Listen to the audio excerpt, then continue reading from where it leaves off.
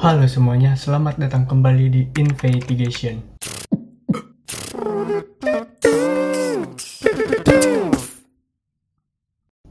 By the way, gimana kabar kalian semua? Baik-baik aja kan? Gimana hari-harinya? Untuk hari ini aku mau membahas tentang pelarian yang bisa dibilang membuat sejarah, pelarian terbesar sepanjang sejarah, yaitu Alcatraz Escape. Jadi Alcatraz Escape atau Alcatraz Prison Break bisa dibilang sebagai pelarian terbesar sepanjang sejarah. Kenapa? Alcatraz Federal Penitentiary adalah penjara paling ketat pada masanya. Ya, saat ini penjara tersebut sudah tutup dan tergantikan oleh ADX Florence atau biasa disebut Alcatraz of the Rockies. Banyak orang bilang salah satu faktor penutupan penjara itu adalah karena kejadian pelarian ini. Penjara ini berada di sebuah pulau di tengah laut, tepatnya di tengah teluk San Francisco, California, Amerika Serikat, dan kini pulau tersebut menjadi situs bersejarah nasional dan dibuka untuk wisatawan. Lalu kenapa bisa dibilang penjara terketat pada masanya? Karena penjara tersebut berisi penjahat dari para penjahat, banyak serial killer, mafia besar, atau gangster besar seperti Al Capone dan lain-lain yang ditahan di penjara tersebut. Lalu sekitar 36 napi melakukan 14 kali usaha pelarian, 2 orang mencoba 2 kali. Dari 36 napi tersebut, 23 orang tertangkap, 6 lainnya tewas ditembak saat mencoba, 2 lainnya tenggelam, dan 5 sisanya dinyatakan hilang dan kemungkinan tenggelam. Lalu bagaimana kejadian dari Alcatraz Escape ini? Bagaimana bisa lolos? Dan siapa saja dalangnya? Jadi pelarian ini dilakukan oleh 3 orang, yaitu Frank Morris dan 2 bersaudara John Anglin dan Clarence Anglin. Mereka bertiga adalah pencuri bank sebelumnya, dan kejadian bermula ketika pengecekan rutin di pagi hari. Para penjaga menyadari bahwa mereka bertiga tidak ada di kasurnya. Justru yang ada adalah kepala yang terbuat dari plester yang dicat dan rambut asli manusia. Boneka kepala buatannya cukup menyeramkan sih kalau dilihat-lihat. Pembuatan karya tersebut memang sangat cerdas hingga berhasil menipu para penjaga malam. Penyelidikan yang dilakukan selama beberapa hari berikutnya menghasilkan lebih banyak bukti lagi. Rencana pelarian tersebut sudah direncanakan 6 bulan sebelumnya, dan mereka menggunakan alat seadanya untuk membobol dinding di belakang sel mereka dan menyembunyikannya menggunakan dinding palsu, koper, dan kardus. Setelah berhasil membobol dindingnya, mereka dapat mengakses koridor yang tidak dijaga di belakang sel mereka dan memanjat ke atap dari sel mereka. Di sana mereka membuat workshop rahasia untuk melanjutkan rencana mereka, yaitu mengikat lebih dari 50 jas hujan untuk membentuk jaket pelampung dan perahu karet.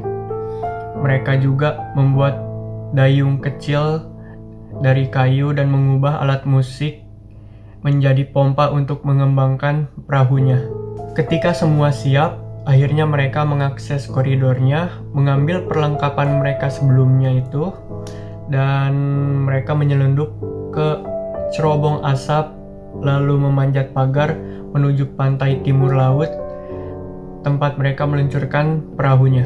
Beberapa minggu setelah pelarian, sebuah tubuh dengan pakaian biru ditemukan terdampar di dekat San Francisco, tetapi tidak dapat diidentifikasi. Ketiganya secara resmi terdaftar sebagai hilang dan diduga tenggelam sejak saat itu. Sementara para penyelidik percaya kalau mereka meninggal tidak lama setelah menginjakan kaki di perairan yang dingin yang memisahkan San Francisco dan penjara tersebut. Tetapi tubuh mereka tidak pernah ditemukan. Pelarian yang diberi nama The Hollywood Escape ini dijadikan sebuah film pada tahun 1979 dengan judul Escape from Alcatraz yang dibintangi oleh Clint Eastwood sebagai Morris.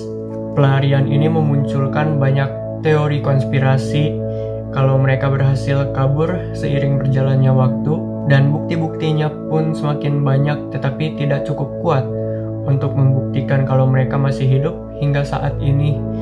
Dan apa saja teorinya? Yang pertama ada The Letter atau surat.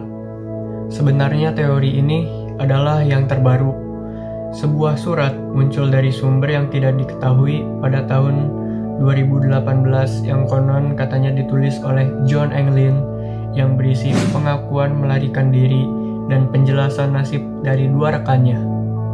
So, intinya dia mengatakan kalau dirinya sakit kanker dan ingin mendapatkan bantuan medis. Dengan syarat harus diumumkan di TV bahwa dia berjanji akan masuk penjara, tetapi harus kurang dari 1 tahun. Lebih lanjut dikatakan bahwa Clarence meninggal pada tahun 2008 dan Morris meninggal pada tahun 2005. Surat tersebut sebenarnya dikirim ke San Francisco Police Department dan diserahkan kepada FBI pada tahun 2013. FBI melakukan tes sidik jari, tapi dikatakan hasilnya tidak meyakinkan. Lalu surat tersebut disimpan dari publik selama 5 tahun sampai akhirnya tersebar pada tahun 2018 lalu. Yang kedua ada teori Gift for Mom atau hadiah untuk mama. Jadi salah satu anggota US Marshal Michael Dick yang mewarisi kasus tidak terpecahkan pada tahun 2003 mengatakan kepada The Associated Press di tahun 2012 kalau dia tidak tahu apakah ada dari trio tersebut yang masih hidup, tetapi ada bukti-bukti yang membuatnya heran dan bertanya-tanya. Buktinya termasuk laporan yang dapat dipercaya kalau ibu dari Englin bersaudara menerima bunga yang dikirim tanpa kartu, dan 2 bersaudara itu menghadiri pemakamannya pada tahun 1973 yang menyamar dengan pakaian wanita walaupun banyak anggota FBI yang hadir. Yang ketiga ada The Brazil Photo atau foto di Brazil. Jadi sebuah foto dugaan dari Englin Brothers yang bersembunyi di Brazil sekitar 13 tahun setelah mereka menghilang ditunjukkan pada acara khusus di The History Channel yang ditayangkan pada tahun 2015. Seorang teman mereka, Fred Brizzi, mengaku telah bertemu mereka berdua pada tahun 1970-an dan mengambil foto itu. Baru pada tahun 1992 dia memberikan foto itu kepada keluarga Englin yang kemudian diserahkan kepada pensiunan penyelidik dari US Marshal. Tetapi Dick mengatakan kepada stasiun TV Fresno KFSN TV pada tahun 2016 bahwa Brizzi adalah seorang penipu terkenal dan seorang ahli yang bekerja untuk Marshal. Jadi Dick percaya kalau foto itu tidak sah. Dan terlepas dari keraguannya, Dick tetap menggunakan foto itu untuk petunjuk dalam kasusnya. Yang keempat atau yang terakhir ada teori The Deathbed Confession atau bisa dibilang pengakuan dari orang yang sekarat. Pada tahun 2016, para penyelidik mencari pengakuan tentang kematian yang diakui dari seorang pria kepada perawatnya, menyatakan bahwa ia dan kaki tangannya membantu trio melarikan diri dari Alcatraz. Detailnya bertepatan dengan sebuah laporan yang diajukan sehari setelah pelarian oleh polisi yang sudah pensiun dari San Francisco, yaitu Robert Chessy. Dia merinci bagaimana dia saat tidak bertugas ketika dia melihat sebuah perahu putih di teluk dengan lampu dimatikan pada malam hari. Di malam yang sama, saat pelarian terjadi. Terlihat kosong, tetapi kemudian melintas di atas air dan hilang di tengah malam. Robert mengatakan kalau FBI terus menginterogasinya, kenapa dia tidak secepatnya melapor. Dalam pengakuannya, lelaki yang sekarat itu mengatakan bahwa tidak lama setelah pelarian, ia membunuh ketiganya dan mengubur tubuhnya di dekat jalan raya. Penulis dan cendekiawan Alcatraz, Michael Eslinger, mengatakan kalau ia dan penyelidik federal datang ke tempat kejadian tetapi tidak ditemukan satupun mayat. Gimana menurut kalian? Konspirasi mana yang kalian percaya? Apakah kalian percaya kalau trio ini masih hidup atau enggak? Kalau menurutku yang paling logis dan jelas sih yang surat sih, yang the letter itu, tapi masih diragukan karena pengirimnya masih tidak diketahui. Dan FBI juga pada tahun 2014 merilis foto mereka kira-kira seperti apa wajah mereka ketika berumur 84 tahun, yang diedit dari foto mugshot mereka. Jika saat ini mereka masih hidup, berarti Morris sekitar 94 tahun, John 90 tahun, dan Clarence 89 tahun. Kayak yang aku bilang juga sebelumnya, kisah ini dijadikan film pada tahun 1979.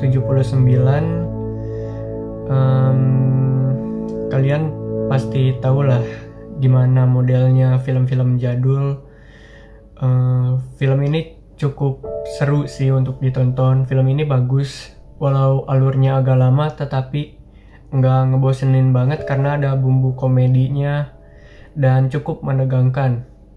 Dari film ini kita bisa ngeliat gimana keketatan dari penjara Alcatraz sebagai penjara paling ketat pada masanya, dan gimana kejeniusan mereka, terutama Morris yang disebut sebagai escape artist.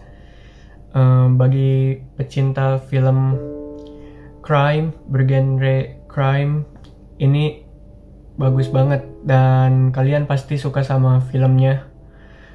Buat aku sendiri pun aku suka sama filmnya.